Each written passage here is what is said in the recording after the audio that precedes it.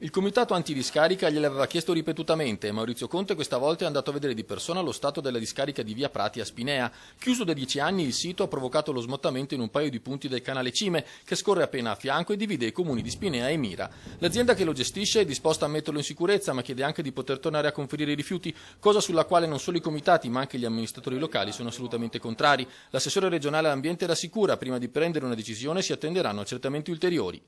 Abbiamo visto che la discarica è a ridosso dell'argine principale di questo canale, un canale importante, senza alcun parere da parte del Consorzio Bonifica. Quindi è questa la verifica principale e soprattutto necessaria, sia rispetto al progetto originario, sia appunto alla nuova richiesta di ampliamento. Gli aderenti al comitato sono soddisfatti della visita di Conte, ma vogliono vedere nero su bianco. Noi saremo soddisfatti solo quando verrà ritirata la delibera che approva il progetto di riapertura della discarica.